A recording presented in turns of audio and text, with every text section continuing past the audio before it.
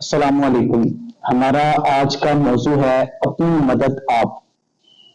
تو برائے مہربانی جن لوگوں نے ابھی تک ہمارے چینل کو سبسکرائب نہیں کیا، ہمارے چینل کو سبسکرائب کریں اور بیل آئیکن کا بٹن دبا دیں تاکہ آنے والی ہر نئی ویڈیو آپ کو بروقت ملتی رہے۔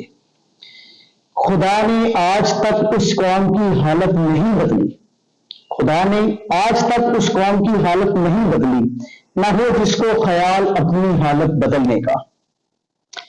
ایک مسلمان کے لیے اپنی مدد آپ کا طرز عمل اس کے ایمان کا تقاضا ہے۔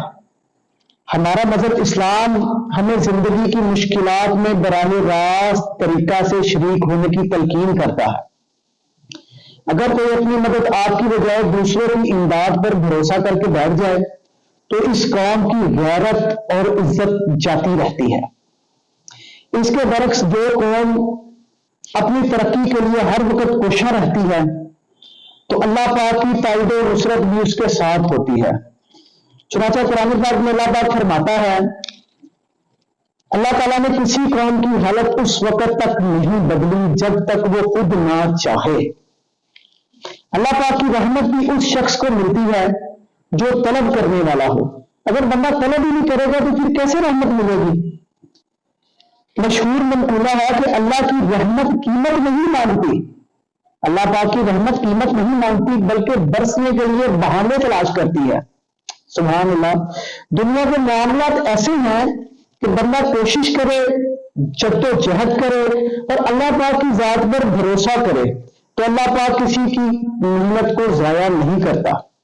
قرآن پاک میں ارشاد ہے کہ انسان کے لیے بہت کچھ ہے اور کچھ بھی نہیں۔ اگر ہم آپ صلی اللہ علیہ وسلم کی سیرت کا مطالعہ کریں تو ہمیں معلوم ہوگا کہ آپ اپنے ذاتی کام اکثر خود کر لیا کرتے تھے۔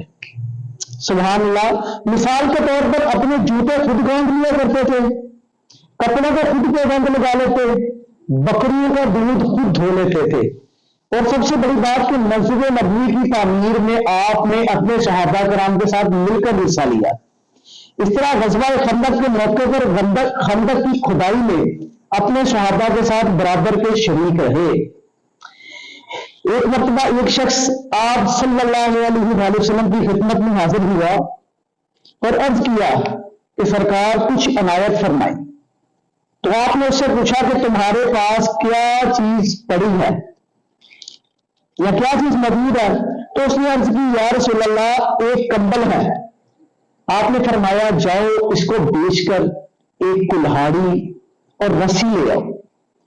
جب وہ شخص کلہاڑی اور رسی لے آیا تو آپ نے فرمایا جنگل سے لکڑیاں کاٹو، اسے رسی میں باندھو اور بازار میں جا کر فروخت کرو۔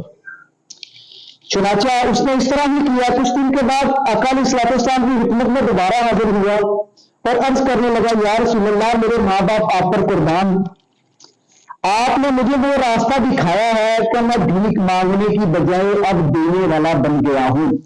میرے پاس محنت سے بہت سے روپے جمع ہو گئے ہیں۔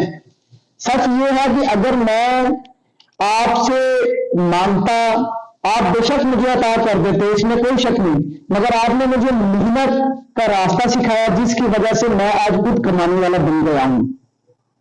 اس لیے شاید نے کہا، بقا کی فکر کرو خود ہی زندگی کے لیے، بقا کی فکر کرو خود ہی زندگی کے لیے، زمانہ کچھ نہیں کرتا کبھی کسی کے لیے۔ اپنی مدد آپ بظاہر چھوٹا بھی جملہ ہے مگر اس کے اندر ہمارے لیے بہت بڑا سبق پوشیدہ ہے۔ اگر یہ جذبہ کسی قوم میں پیدا ہو جائے تو اس قوم کی ترقی و خوشحالی کا دور شروع ہو جاتا ہے۔ کیونکہ کہتے ہیں اپنے ہی زور بازو پہ لڑنی پڑتی ہے زندگی کی جنگ، اپنے ہی زور بازو پہ لڑنی پڑتی ہے زندگی کی جنگ، زندگی کے میدان میں معجزے نہیں ہوتے۔ اکثر دیکھا گیا کہ جو امیر لوگ ہیں نا اپنے ہاتھ سے کام کرنے کو اور سمجھتے ہیں، حتیٰ کہ کار کا دروازہ ملازم کھولتا ہے تو دوسرا ملازم بریف کیس اٹھاتا ہے، گاڑی ڈرائیور چلاتا ہے، گھر کے دیگر کام کاج کے لیے مختلف نوکر موجود ہوتے ہیں اور ہاتھ پیر ہلانے کی نوبت نہیں آتی،